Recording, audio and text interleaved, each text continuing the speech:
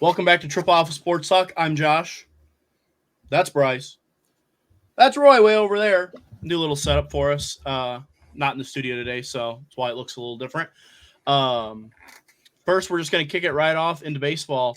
We're going to go over our team draft, and a little update. I'm going to start in third place, and for the fourth week in a row, it's Roy. But I will give Roy. He did make up some ground over the last week. Getting wins. Finally got some teams getting some wins. Yeah, Roy's teams total to 120 wins. Red Sox kind of off to a slow start, but the Brewers 6 wins in the month already, and the Dodgers really starting to heat up as well. Bryce's team is still in second after a good week as well, 132. So he's 12 up of Roy. Again, 12 that can be made up in about a week. So yeah, if you have a bad week and a good week. Bryce has been carried by a strong Yankees, but the rest of his teams have fizzled the last week than they were the previous week. Like the Padres and the Cubs, not as strong. And I'm still in first, but not by a whole lot over Bryce. I have 140. I'm 8 over Bryce and 20 over Roy, and I'm rolling other than the Reds. So outside I do have the team with the best record in baseball, Philadelphia Phillies, first team to 30. But other than that, the standings haven't changed. So I think we're just going to rock on in. And Bryce, do you have the script open? I think you do. Yeah. All right. Bryce, do you want to go over the standings real quick? All right. In the American League East, we have the Orioles in first. They are 26-14 with the Yankees at 27-15. So, kind of a tie for first there. And then Red Sox, Rays, followed by the Blue Jays. The Central, we have the Guardians at 26-16, followed by the Twins, Royals, Tigers, and White Sox, who actually didn't have a bad week. I think they won 5 straight games. So improving for the White Sox finally. In the West, we have the Mariners at 23-19, followed by the Rangers, Athletics, Astros, and Angels. And then in the National League East, we have the Phillies, as Josh included, the first team to 30 at 30-13. Yep. Followed by the Braves at 25-13, and then Nationals, Mets, and Marlins. The Dodgers are leading the West at 28-15. They're 6.5 games ahead of the Padres, followed by the Diamondbacks, Giants, and Rockies. And then in the Central, we have the Brewers, who lead at 24-17. They are a half game ahead of the Cubs, followed by the Pirates, Reds, and Cardinals. All right. Roy, I'll start with you. When you look at these divisions, what's the first thing that jumps out to you from last week? The Guardians keep winning. They're doing. They just keep rolling with that division. Yep. I have to say, Houston Astros are starting to win some ball games. Their bullpen has not been as bad.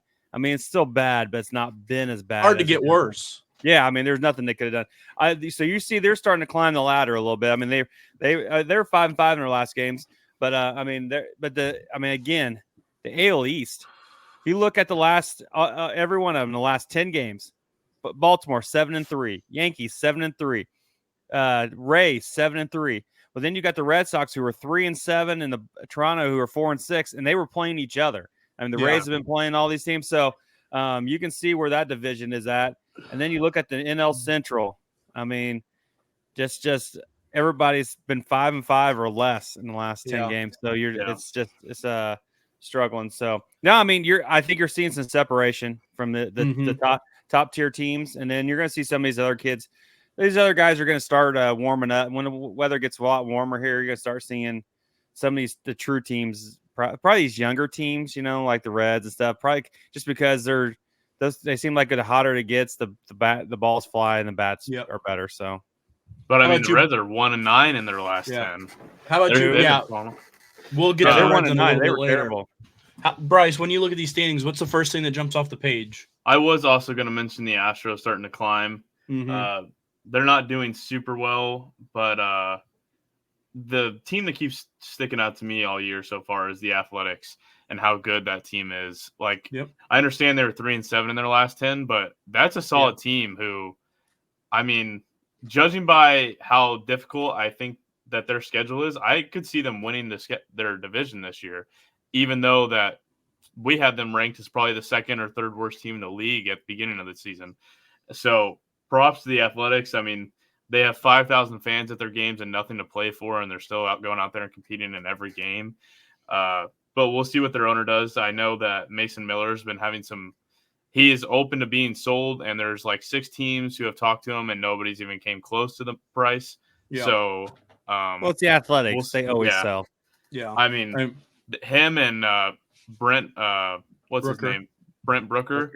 They're some studs right now, and I want to see if they're going to be getting sold off, or if maybe they push for the playoffs, because I could easily see them winning this division the way it is right now.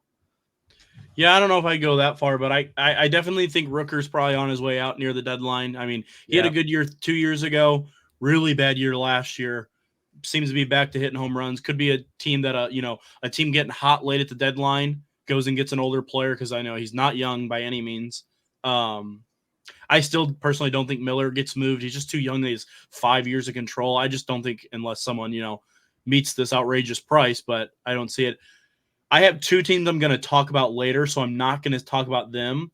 But a team that jumps off to me from this week is Roy's team was in the draft is the Rangers. They're 5-5 in their last 10, which isn't awful, but they've lost 4 straight. And I believe, I will check to make sure. I believe they lost to the White Sox, right? They got swept by the White Sox. Okay, I wanted to clarify before I said that. Yeah, I mean, getting swept by the White Sox, I don't care if you're a little injured or not playing well. You shouldn't get swept by them. No. It just shouldn't happen. I mean, this is the team, and don't get me wrong, when they won the World Series last year, going in, no one said they were the best team. They were the hottest team with a good team. I give all credit to them. But they just look like a shell of themselves outside of Simeon and Seager and maybe Adolis Garcia. I have no pitching. They let Montgomery walk because they can't afford him because of a TV deal. I don't know. And I know it's early. They're 22-21. They haven't, Roy said it last week. You can lose a division, or you can't win a division in April, but you can lose one. And by no means have they lost a division. I mean, they're second, 1.5 back. But, man, I mean, eventually they got to turn it around. I think what's going to help them is that West is not that good. I mean, as much as I actually thought the division would be better, but it's not. It's not good. So, yeah. So I mean, I just think that you get swept by the White Sox, especially. That should be a kick in the butt. That should really get you going as an organization. But I have 2 other teams that I want to talk about more, but I have them on my talking section, so I'll wait to do that. I think that's just going to take us into the players of the week. And I just talked about one of them in the AL. It's Marcus Semien. Texas Rangers, 33-year-old, hit .419, 13 for 31, 2 homers, 7 RBIs, 1 double, 2 walks, 8 runs scored, and a .441 OBS in the last 7 games. And Roy, I don't know if you noticed, but when Semien was an Oakland Athletic for a long time, and then he made his way over to the Blue Jays, and that's where he had his career year. And I'll be the first one to say it. I thought it was a fluke. And I wanted Toronto to re-sign him because I didn't think there'd be any way that he could keep that up. I mean, you look at the last few years of Marcus Semien, he's been the best second baseman in baseball. Yeah. So to see him catching fire, I mean, he's hit the leadoff, and to have 7 RBIs at the leadoff spot in 1 week is still pretty impressive. He's 33 years old, but he's only gotten better with age. So good for Marcus Semien, and hopefully he gets the Rangers going a little bit. Yeah, no, he's been. I mean, Semien is just. I mean, like you said.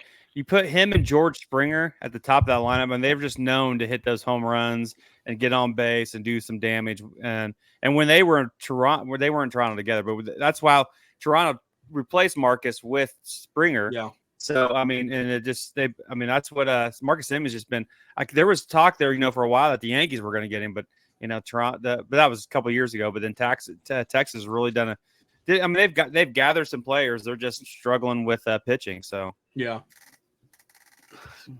Yeah, I like Marcus Semien. I think whenever we did the rankings for our positions, I had him like second or first, maybe. Yeah. So I've always been kind of high on him. I just think that he's got some of the just veteran hitting at 33 years old. I mean, the guy has just won a World Series, and he's on a team that's losing, playing bad, and he's still playing good. So that just shows you the mentality that he's at 33 playing right now. So yeah, I mean, you look at his last 3 seasons, or maybe it's been 4 now. I can't even quite remember. But you look at the Blue Jays year, and then every year he's been on Texas. I mean, he has been the best hitting second baseman in baseball. Yeah. And we'll go over the NL side, and it's kind of a journeyman. Eddie Rosario, the Washington Nationals, 32-year-old, hit .467 with 3 homers, 5 RBIs, a double, 5 walks, 7 runs scored, 3 stolen bases, slugging 1.133 and a 600 on-base percentage in 5 games. I mean, what a week, man. Golly. I look at the 3 home runs, 5 RBIs, and then I see 5 walks. I mean, good Lord. I mean, this has always been a streaky hitter. I mean, you look at some of those Braves playoff runs, Eddie Rosario has been one of the best hitters for him, even though they haven't really gotten through other than the 1 year. But, I mean, that's exactly what the Nationals were hoping for. You pick up a veteran, he gets hot, you move him at the deadline, you get some prospects. So, it's all going according to plan over there. Yep. No, that's the team that I was going to talk about later is the Nationals and how they're just finding ways to win, and that's what in a division which is top heavy. The Nationals still keep winning, so that's all they can be that surprise team that gets in the playoffs if they can keep it going through the dog days of the summer. So I think that's just going to take us right into our talking points, and I'm going to let Bryce talk about his talking points first on this one. I picked 2 players this week, and I mean, it was hard to refrain from picking Shota, so I didn't, even though he is a below 1 ERA again. Just going to put that out there. I picked Kevin Pillar and Bryson Scott as the 2 players I want to talk about this week. In the last 7 games, Kevin Pillar has 6 runs, 3 homers, 12 RBIs, and is batting .474. I mean, the guy is getting on base every other at bat. It seems like he's been playing very good right now. And the other guy, Bryson Scott, is arguably playing better. He's got 7 runs, only 1 homer and 8 RBIs, but he's batting .529. I mean, looking at the stats, he has the best batting average in the last week out of everybody in the MLB. And I wouldn't say he's the best player on his team, and he's playing like he is right now. So props to the Phillies. I mean, that's why they're at 30 wins is that guy right there. Yeah. I mean, Kevin Pillar is a defensive player, so anything you get out of him offensively is helpful, especially for the White Sox, correct? Did I hear that right? He's on the Angels. Oh, he's on the Angels. Oh, yeah. Maybe I'm mistaken. Even same thing for the Angels. You know, they're not going anywhere. Get a hot player at the deadline, you move them. Bryson Stott, on the other hand, that's a big piece there. And this is what we kind of talked about, why the Phillies have that best record in baseball right now. You know, Harper is going to do Harper.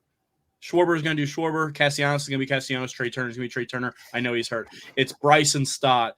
It's an older JT Real Muto. And it's Alec Bohm. It's these in Brandon Marsh. It's those people stepping up, having good starts that is making this team so dangerous. So good for them.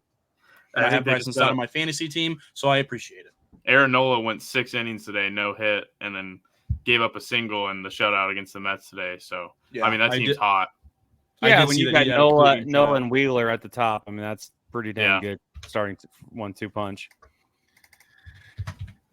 Roy, I'll let you get to your talking points next. All right. I just I want to talk about the Washington Nationals, a team that just keeps winning. I mean, they find a win for a team. I mean, hitting wise, they're not scoring a lot of runs. I mean, they're 25th in hitting as a group. Yeah.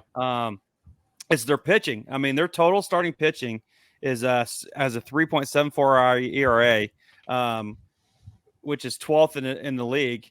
I mean, they just seem to just find ways to win and do things to move up. Their schedule's not been hard. That's the only when they start playing. I mean, they really got into the Atlantas or the, those guys. So they're going to that'll be tough, but they've really just keep winning and finding ways to win. And in a national league that is top, like I've mentioned before, it's top heavy with the really good top teams that they're right there where, if they can just keep winning and finding ways to win and doing what they're doing with these veterans and their pitching staff, that team could be that 6th spot. And, if you get hot, you can make a run. I mean, it could be like Arizona last year. It's just, and maybe make instead of being a seller at the deadline, they could be a buyer, get some pieces. So I I just been impressed how they just keep winning and doing things. Yeah, I mean, I agree, Roy, and a lot of it, and I won't say all of it, but because this isn't really a whole lot to do with the pitching staff. You look at that, the last time they were relevant was the Juan Soto World Series. You were Trey Turner and Rendon. All those pieces have moved on pretty quickly, and that's when they've kind of started the rebuild. But I talk about that Juan Soto trade. I mean, you talk about CJ Abrams, who came over at like 18 years old. Look at him now. He's starting to really become a good shortstop. You look at Mackenzie Gore, who's starting to, lower that ERA from the 5s into the 4s and, slowly, steadily taking, with experience, getting better. You talk about James Wood, a top 10 prospect in baseball, who's a few months away from making his debut. I mean, all these things are starting to turn in the right direction. Feels like with the pitching staff, everything's going according to plan. Now some of the hitters are starting to come in. This is the team that's on the right track. Yeah, I mean, Luis Garcia is doing well. I mean, they still got Joey Gallo, who, I mean, why the fuck that guy's still in baseball? I don't understand. I mean, he's batting 122, still striking out. I mean, it just baffles me. I don't know. It just gets me. But I think, the way that this team is rostered right now, they have a good mix of old and young. And all these older people, yes, even if, they falter once they start facing Philly and Atlanta, they can take that step back and maybe sell a few of those older pieces, maybe an Eddie Rosario, who probably doesn't have a future in Washington beyond maybe a year or two, and maybe get a pitching prospect or a catching prospect or something like that. And this team can really take that next level. Yeah. In the future. Got anything, Bryce? No, I think you guys pretty much hit the Nationals. Yeah. All right. But the only other person this was a player I want to talk about. I mean, he's just gotten hot. Kyle Tucker. I mean, he's been pretty decent all year, but he got hot. He's one reason why they're starting to make things happen. I mean, we saw it. The Yankees just got done playing Astros, and he did a pretty good job. I mean, he's batting this last 7 games. He batted 263, and he had 3 home runs, 5 RBIs. I mean, he's starting to steal bases. He's just going back to why Kyle Tucker was it was a good prospect, a good player. As much the reason they let George Springer walk for free. Yeah, and he's the reason. I mean, and he's one of the. I mean, if he wasn't with the Astros, I would probably like him. But since he's an Astro, I can't freaking like him. I mean, he's in the MVP talks every single year. The guy, he goes out and gives you the numbers that Kyle Tucker gives every single season, and we knew he was going to come around eventually. I mean, the Astros couldn't stay doing as bad as they were for as long as they it just wasn't going to continue. They have too many good pieces on that team. Yep. Yeah, it kills me with Kyle Tucker. Luckily, Kyle Tucker was not part of the 2017 cheating Astros, so I don't have a hatred toward Kyle Tucker. I hate that he plays for the Astros. Always liked the player. He never would. I don't think he'll ever win the MVP because he never has a stat that is above anything. It's always third in average, third in homers, third in RBIs, 10th in so all the stats he hits, but he doesn't ever do all of them. Collect like 1 or 2 collectively much higher. So I think that will hurt him in the long run. But love Kyle Tucker, love the way he plays. He wears no batting gloves, which I think is psychopathic. But that's crazy. I didn't know that. Hey, Jorge Posada used to do that. I as a baseball player, I've walked up after camp finding my batting gloves in the dugout, and I'm like, I'm not getting hit because I'm naked up here. Like I literally am naked. I did BP one time with no batting gloves, and I'm pretty sure I had my hand just ripped all the way down. Yeah, so I don't know, but good for Kyle Tucker, I guess. Yeah. I think that's just going to take me into my talking points, and I have 3 of them. 2 of them are a little bit more in depth. One's real quick. First thing that jumps off the page is we got to talk about the Cincinnati Reds. I mean, in their last 10 games, they're 1-9. Now, I've looked at the standings, and yes, we all agree it's early. This is the team that you guys both had finishing in first place in the NL Central. I believe I said if Belly doesn't sign. Okay, first and second. Yeah. I can even live with that. I actually had this team in 4th place. And what's going on is what I thought would happen. Now, it wasn't happening the first 2 weeks. These young players are really good. They're really exciting. You look at Ellie. I mean, he's got 96 stolen bases in the first 2 weeks. I mean, 25. Yeah, same idea. He's I've got 6 rookie cards now, by the way. I'm going all in. But outside of him stealing the bases, the young players, they're not hitting. Some Major League Pitching is figuring out how to get some of these younger kids out. And now it's the pivotal time to make the adjustment. And this is what happens with young players. Sometimes it takes a while. You look at Corbin Carroll, stellar rookie year. They found a weakness. They found his weakness right now, and they're exploiting it. I look at the Reds. Their lone win is against San Francisco, 4-2. But I look at their losses. You know, they lose a series to San Francisco, lose 5-6, lose 1-5, and they win 4-2. That's not awful the way that I look at it. But then I look at home a 6-game stretch, Arizona and Baltimore. Arizona struggling, but a good team, and Baltimore, who we know is a good team. They lose 4-5, 3-4, 2-6 against Arizona. They're losing the close game. They're not getting the big hit, and that, you know, younger players, they don't have that experience, late, tight, you know, runner on second, need the big hit. You look at Baltimore, and yes, we all know Baltimore is a good team. You lose 11-1, you lose 1-2, you lose 0-3. I mean, in their last 4 games, they've scored 4 runs combined. You just can't win baseball games not scoring runs.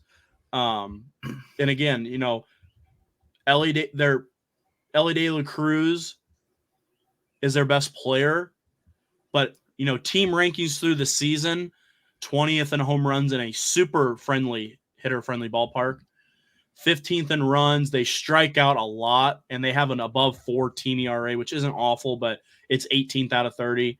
You know, it's the offense, it's the young players they got to get going. But you guys got anything you want to add into this? But my thing is not. I think their hitting has been okay. They're not getting that big hit. Mm-hmm. I think their problem's been their pitching. I mean, their pitching ERA. If you look at their starting pitching last 10 games, Green 5.40, Lardo 6, Ashcraft 6, Montes 7.71. I mean, and Diaz 7.71. I mean, they're getting no pitching from their starting pitching. Yeah. And then they are having problems scoring runs, but it's not because they're getting on base. They are striking. Then the problem is they're not striking out. Yeah. They're getting guys on base, and then they're striking out and not getting that hit that they need to score runs. And that's killing. That's what's hurting them. So I think it's just a combination of their pitching staff's not been very good. And your young players are not hitting consistently, and that's what's getting them in trouble. Yeah. I think you guys both hit the 2 points that I was bringing up. The young players aren't hitting, and their pitching's not there. Ellie's, I think we can all agree he's the best player on the team. He's batting .222 in the last 7 days. I mean, yeah, that's not good for your best player on the team. That's what your 8th and 9th batter in the order should be batting, in my opinion. But, you know, I'm telling you guys it's going to turn around, and they're going to have a really good week this week, because this week's where NL Central's playing its own division, and the Cubs are showing up. The Reds are going to be playing against the Cardinals and the Brewers, and then the Pirates, Cubs. They're going to play them all good. So I think we'll see a big turnaround in the Reds this whole month. All right.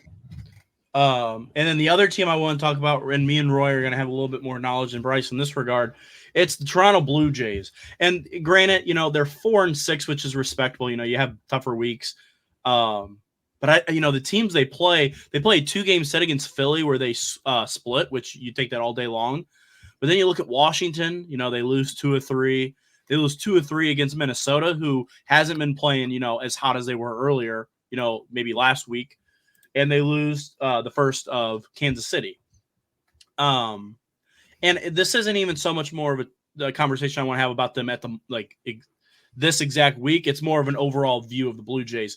I mean, you look at this team, you have Vladimir Guerrero Jr., who's on year 5, excuse me. He's on year 5 of his 6-year, you know, rookie, you know, you can keep him. Bo Bichette's also on year 5. This team has never gotten over that hump. They've never gotten past the first round of the playoffs. They're in bottom of the AL East, sitting at an overall record of it's respectable 19-22, but I mean, they're not catching New York or Baltimore. Let's be real. I mean, they're just not. Yeah. If you're Toronto, what do you do to turn this around? They tried for Shohei Ohtani. He said no, can't do anything about it. They were going to pivot to Juan Soto. The Yankees beat him to him. I mean, I'm not saying they're not trying to go out there and make moves, but at some point you've got to realize what your core is not it. And I think Toronto, if they don't turn it around over the summer, I think you could see one of Vladdy or Bo Bichette get moved. I think that they just have some bad luck in the division that they're in, being how powerful the division they're in is right now. I don't think that you put them in a lot of other divisions in the league and they're not winning the division at this point. So it sucks because I think that they are a good team, but they're playing against Boston when they're hot, Orioles who are a great team, Yankees who are a great team, in and out every night, and you're not going to have a winning record when you're playing three of the best teams in the league the most. It sucks for them, but I agree with Josh. You don't see the Yankees getting any worse next year, in my opinion, as long as they re-sign Juan Soto. And Orioles are going to be good for the next 5 years. I mean, nobody on the team's good for the getting next paid. 50. Nobody on that team's getting paid. So it's hard to see that they're a win now team in the division that they're in. Yeah. So I definitely think that you could see some sell off in the summer, like Josh said. Well, I mean, I agree. They are in a very tough division, but the reason they're in their struggle in the division is because in American League East, you've got to grind games out. You've got to be able to either pitch really well and grind it out or hit really well. And right now, I mean, Vladimir Guerrero is their top batting average at 276, and that's only because and he's not really been that great. No, 4 home runs. I mean, it's just not hit. That's not him. They're not hitting. They're not. I mean, when your leadoff hitter has 3 home runs, who we were talking about George Springer, how good he was at leadoff. He's been abysmal the last 2 years. 200. Yeah, and Varsho, is your home run. He's been their best player. Yeah, and he's batting 214. And Bichette, who's supposed to be really good, he's batting 218. They're a strike when you're 25th in hitting as a team and 25th in pitching. That's just, I mean, they've had to play the Yankees, they've had to play Baltimore, they've had to play even the Red Sox, even Tampa's hit them well. You have to grind games out early especially against American League East teams, because when you play play the Twins, you can outbash them, you can out hit them and do whatever you want or out pitch them.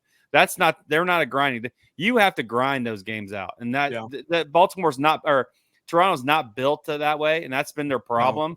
Is that they're built to be show and not to be not to grind it out, and they're going to continue to struggle. I agree. I do think if things don't turn around, you're going to see some trading, because they're going to try to do.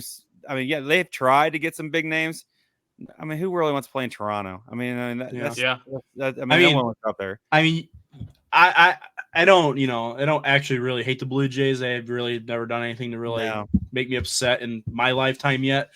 I mean, I don't feel for the fan base because I hope they lose every game. But when you go from maybe getting Shohei Ohtani to probably not getting Juan Soto, but like definitely there was talks of it, and then finding out, oh, Matt Chapman's not coming back, but guess what? Isaiah Kiner-Falefa, a third baseman. Yeah, I mean, you got to kind of know that 267 with 2 home runs. He has 2 home runs. He has 2 home runs. As a fan, there's just no way you could have seen yourself getting Shohei in Toronto. No, I mean a guy that came from Japan, who's played in LA his whole career, is not going to go up to Canada and play in Toronto. No. I mean, it's just not going to happen. The thing is, Toronto had the core group there. I mean, they had a good, and they're still there. They just, those guys have to take that next step and they haven't. And they haven't. And then they've just not done a good job of building around them as well as I thought they would.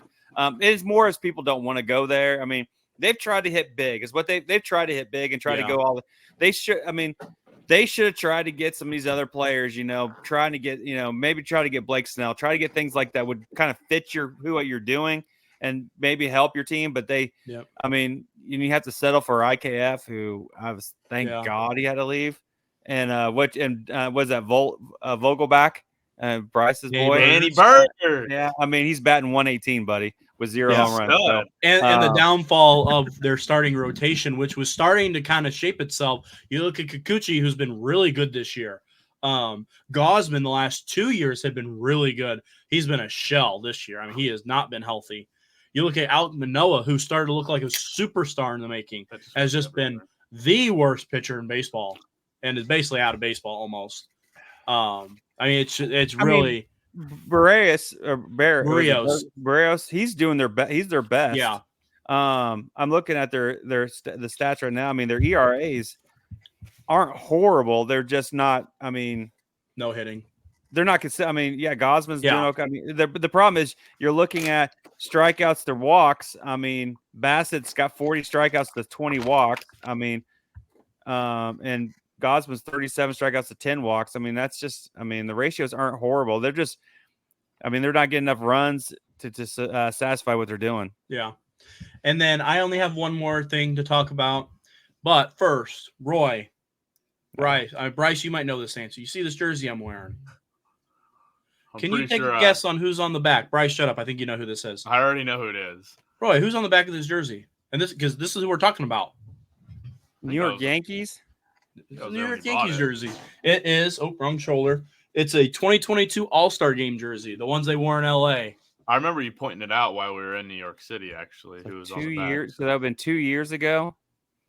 I'll give you a hint. Stanton won. It's not Stanton, but Stanton won All-Star Game MVP there for hitting that home run. But it was in L.A. Judge. It is. All rise. Here comes the judge. Did we really think he was going to be bad this entire season? I mean, come on. No. He broke his toe and missed 70 games last year. He had to take some time to get going, and he was a little beat up in spring training because the last 10 games he's hitting 364, 12 hits, 4 homers, 9 RBIs, 9 runs scored. And you look at these teams he's playing. Tampa Bay, who has historically had a good pitching staff against them. Houston, who's their pitching has struggled mightily. I will give them that. Detroit, who came in with one of the best ERAs in baseball the first month of the season, and 1 game of the back end of the Baltimore series. And it's not just the home run numbers you look at. 1 for 3, 2 for 4, 2 for 4, 1 for 3, 3 for 5, 1 for 4. Consistent, back to being the captain. And this is all while Juan Soto is still Juan Soto. And you can see why this team is starting to catch fire here again. Volpe, playing great. Red hot, ice cold, coming back to, more of a middle ground. And I think even with DJ coming back, sometime, I think they've solidified their 1, 2, 3 of Volpe, Soto, Judge. Just want to talk about the King, Yeah, I DM'd him and told him that I picked him up on my draft, so he decided to start playing good to make sure. Well, I appreciate catch up and get back in first. Anything for the Judge. Oh, no. I mean, yeah, there was no way he was going to be quiet all year. But I was glad to see him. He's starting to connect on the pitches he was missing early. That's where in he the was zone missing a lot. And he's still striking out a little more than I think he wants to. And I would like. I don't like seeing him strike. But these umpires are giving these that low strike, and it's just don't even get me started. It's gonna be like that all year. It looks like Bryce knows how I feel about that. I've pointed this out to Bryce, and now he sees it every time they play. Low and away slider, 2 feet out of the zone. Yeah, anything low is getting called a strike on Stanton. Yeah. I mean, or Stanton and Judge. I mean, yeah, it's ridiculous. I don't have anything else to talk about. Those were the 2. I just wanted to throw Judge in there because, it's good to see the King starting to heat it up. Bryce is going to talk a little Battlehawks that we had this last week. We've got to start talking about them every weekend since we have friends of the podcast who are on the team. Battlehawks go to Birmingham to play the undefeated Birmingham. Are they called the Stallions? Is that their name? The Birmingham Stallions. This was A.J. McCarron's return to Alabama, so it was a big deal. And best 2 teams in the league so far matched up record-wise. The number 1 offense in the league versus number 1 defense, and the Battlehawks fall short in a heartbreaking loss, 30-26. Josh, do you want to go over anything that you saw? Yeah, I mean, I'll be kind of quick. I'm not gonna. It was a close game. Anytime there's a close game, there's plays that you wish you could take back when you watch it, and it can change the outlook of a game.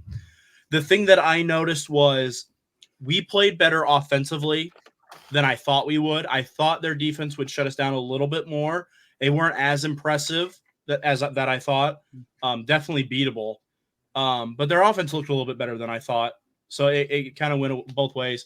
The thing that I noticed, and I don't know exactly why, personnel-wise maybe, but when I watched our defense on the field, I mean, they're playing deep zone coverage. 8 yards, 5 yards, 7 yards. I mean, they're playing not to give up the deep bomb, and they just got hammered all day long on the underneath stuff, and it's why they lost the game. I mean, you look at the last touchdown that Birmingham scored, it's a slant route from the 40-yard line, and he outruns a corner from both sides of the field and both safeties. I mean, that just should not happen.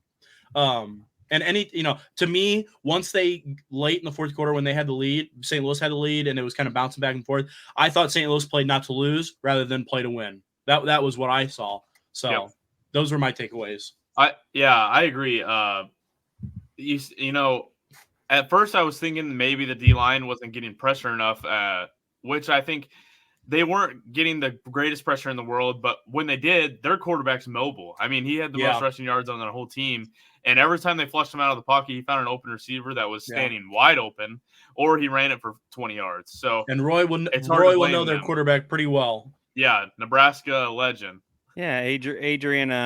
What's his Martinez. Martinez. I know a fan of our podcast, big Nebraska fan, so I had to point out that he's a Nebraska legend. Screw Nebraska. Legend. He's not a legend. He went to K-State. So, I mean, it was just every play you saw a wide open receiver. It was like the secondary was losing people every single time. The guy had like an 80% reception ratio. He didn't miss many passes because he didn't have a chance to. The guys were so wide open that it was just an immediate first read wide open. Like, it was terrible. They had 10 guys catch a pass that game. If you could have told me that our defense was going to give up 10 different guys to catch a pass, I mean, I would just tell you that's crazy. And, you know, the conversions, I think we only converted on one conversion. I mean, every single time it seemed like we got stuffed. And whenever you lose by 4 points, that's what you go back and look at is the conversions. And you missed 6 points on conversions. So if we could have even got 2 of those ones we missed there, I mean, there's that. We did hit a 61-yard field goal, though. I don't know if you guys saw that. Yeah, pretty right before the half. Yeah. We had a chance to win it, and then, you know, 2nd and 2, I see what AJ is trying to do. He runs it up the middle. He's getting pressed. No timeouts, 30 seconds left. He tries to get the first down, doesn't get it and then he has to go spike it, 4th and 2, and game's over, drop pass. Yeah. So, I mean, heartbreaking loss. But, Roy, do you have anything on this game? No. How many games they got left? 3, 4? 3. 3, yeah. 3. So the one thing I did want to speak on, though, unless you want to go real quick, Josh. I was just going to talk about how it's broken down. So there's 2 conferences, Roy. The USFL League and the XFL League. That's the divisions. They play in the UFL. The USFL, the top 2 of the 4 will play each other to go to the championship, and the XFL side will have their top 2 teams in the division. So it's not the 4 best; it's top 2. Yeah, luckily, this year it will work to where it's the 4 best. But last year it did not work that way. Yeah. All we need to do is to win one more game, or the 2 teams below to lose a game. Yeah. We're 2 games above, 3rd and 4th. Just got to win one. Yeah, and the USFL side, it's already determined. It's going to be Birmingham against Michigan, the team that St. Louis lost week 1. So our 2 losses are both the top teams over there. It's hard to see us losing to them again, in my opinion, but and then anything can happen. Us and Bryce, who's in second in our division? My mind's blank. I don't know. Brahmas, San Antonio. Yeah. It's Brahmas. So it's almost more than likely it's going to be us and the Brahmas to go to the championship, and Stallions and Michigan Panthers, I think is what they're called. Yeah. Yep. So I just want to do a way too early take. I mean, you got to think that the matchup for the championship is going to be a rematch of what we just saw. Both those teams, to me, seem like they're head and shoulders above every other team in the league. Their offense and defenses both just seem to click better. You got to think that in a 4-point game like that, with the championship being played in St. Louis, you got to see it swinging the other way, in my opinion. So as a Battlehawks fan, I would be really looking forward to the future, even though you really shouldn't do that. That's something that you got to have some hope about that, even though we lost this game. We lost by 4. You got to think our defense, and with a 30,000, 40,000, they will probably hit 50 if we're in the championship there at the Battle Dome. So will they hit? So will the semifinal game, I guess, will that be at St. Louis? Or is that somewhere else? I think so. Whoever the 1 seed will get the home game. Yeah. So they could possibly have both playoff games in St. Louis. Bryce, I don't know if I'd go as far as – I definitely think we are the second best team. I'm not saying that. But, I mean, we played in San Antonio last time, and we snuck by with a 4th quarter win, down a score, and scored 2 touchdowns in the 4th to take the lead and win. I mean, we didn't blow them over by any means. I definitely think we're better than them and that we could beat them, especially in St. Louis. But I wouldn't go as far as say that it's a lock to go to the championship. Now, the other side, I would say it's probably a lock that Birmingham makes it. But I don't know if Birmingham and Memphis or Michigan have played each other. I don't know about that. I can tell you that in a second if you're curious, but the one thing I didn't speak on that I missed, I don't know where Aitman is, like, all year. Yeah. He was our number 1 overall pick last year, and he was injured all last year, supposed to have a big year this year. Had a few big plays in the first few games, and he didn't have one catch this game. I don't know if he's hurt, or what's going on, but he's non-existent right now. And to me, I think he is equivalent, if not better, to Hakeem Butler, our star. Yeah. They should be splitting receptions, in my opinion. And Shepard's losing receptions now, too. So, I mean, the game plan seems to have changed from whatever we're doing really good. I mean, Bryce, me and you, we talk about these games every time we watch one. They run the ball, which they have. You have to run the ball. They did run the ball better last game. Yeah, I agree. That's because of the pass rushers. That's why they had to. Yeah. It's the screen passes that are basically a playoff of the run. Yeah. You know, you're not going to give Aitman screens, not his size. Or it's the deep shot to Butler. I mean, I'm not saying it's a very simple offense, but they make a bunch of different plays for the same idea. Yeah. So I did just look at the schedule. Birmingham has played Michigan in Michigan and won 20-13 week 2, so right after we played them. Fun fact, they also play in week 10, the last game of the year, and we'll turn right around and play them again week 11. So they're going to play the Michigan Panthers 2 weeks in a row. Wow. So I could see maybe some backups getting in both of those games because it's already a lock on that side. They're facing week 11. So week 10 means, or the rest of the season for those two teams mean nothing. I don't think we have anything else for the Battlehawks, do we? No.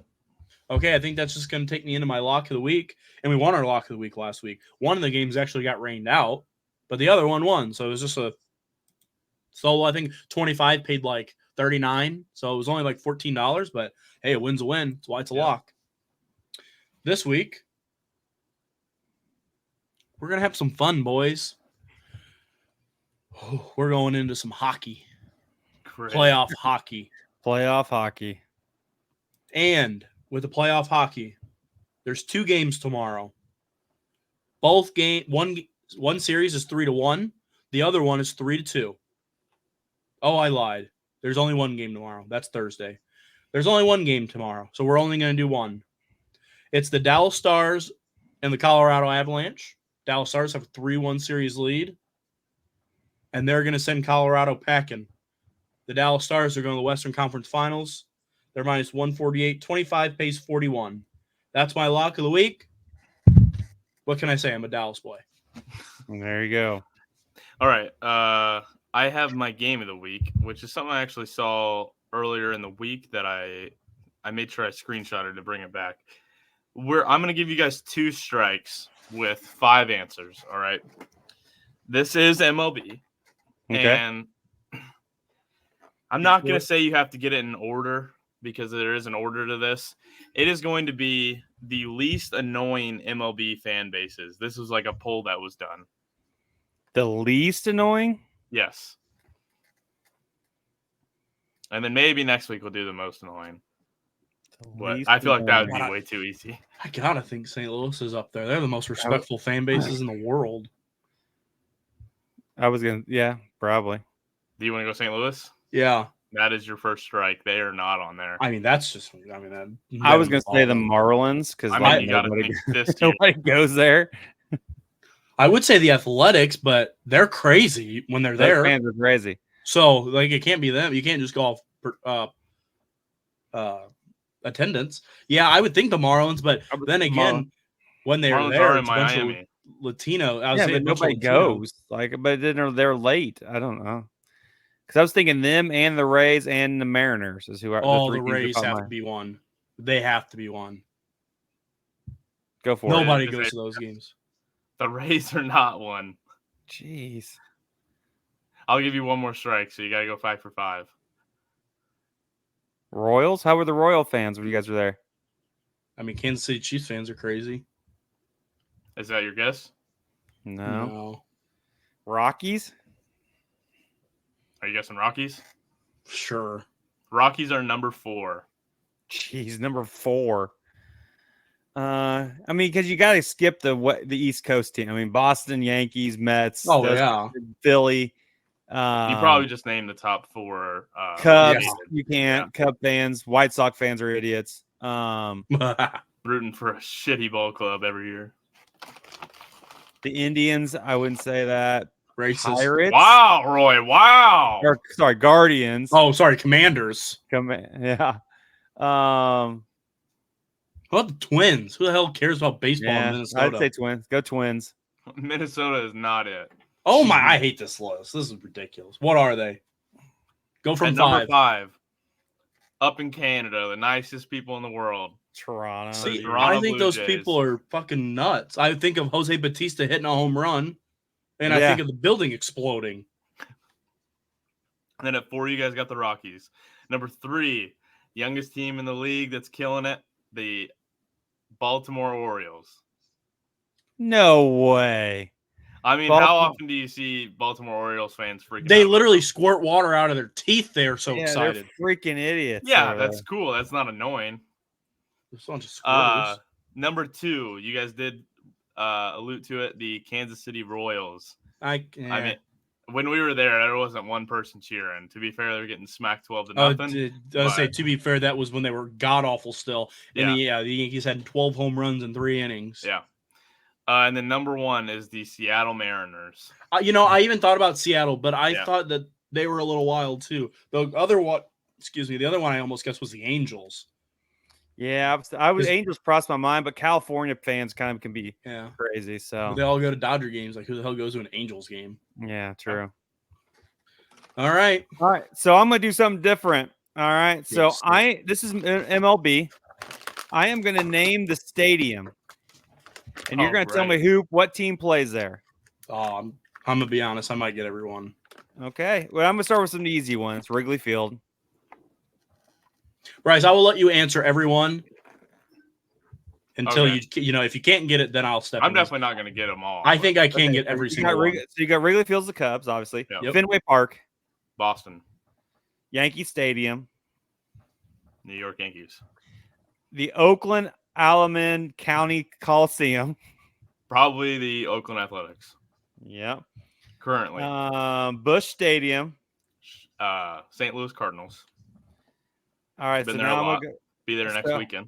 All right, Oriole Park. We should be hammered. Yeah. What'd you say? Oriole Park. Is that the Orioles? Okay. Oriole Park. You mean Oracle? I was going to say Oracle. Oriole Park is what their name. They call it Oriole Park now. Is that the Orioles? Yes, Orioles. Okay. Oriole Park I was at Camden Yards now. Oh, okay. I've only ever heard Camden Yards. That's all I've ever heard, but that's what they changed it. All right, so let's see. How about Guarantee Rate Field? Gosh, I know these. I think that one's White Sox, isn't it? No. Yep. Yeah. Okay. White Sox. Kauffman Stadium. You know this one. I don't think I do. I don't know. Yeah, you do. Fountains. Oh, that's Kansas City? Yep, Kansas City Royals. Okay. I know that was the name of it. Angel Stadium. Okay. Angels. Dodger Stadium. Yep. Actually, isn't that? Oh, or no, they did change it to Dodger Stadium. It says Dodger Stadium. How about Great American Ballpark? You know this one. Division. 1-9. The Reds.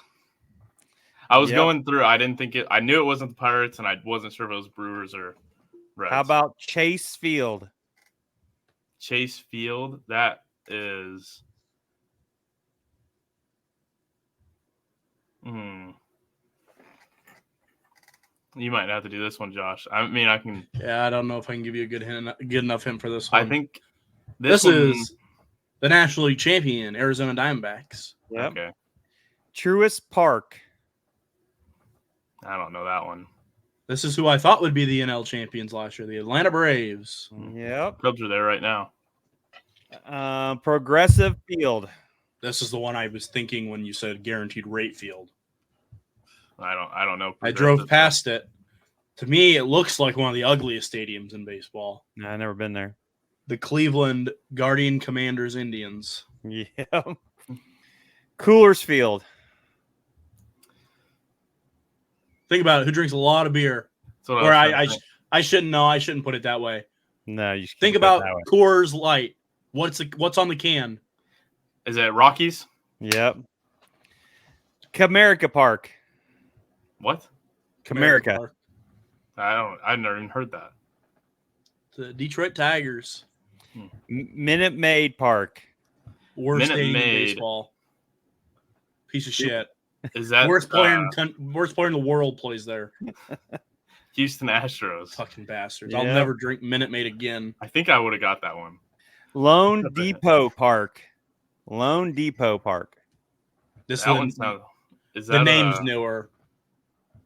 My guess is Minnesota, but I don't know. Nope. Okay. I drove past it in Miami, Florida. The Marlins. American Family Field. Division. Is this one Brewers then? Yep. Okay. Give me your hardest one, Roy. Huh? Target Field? Yeah. Every arena and stadium in this city has Target on it. Yep. Every one. Really? I swear to God. That's where their headquarters is. I don't know that for sure. The Yankees are there right now. Yeah. You've already said them. Shit. Minnesota. I literally I have my best. The Target Center is where the Timberwolves play. How about City Field?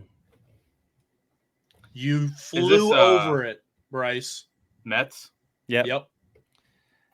Citizens Bank Park. This is on my bucket list. I've been there. It was awesome. I love the stadium.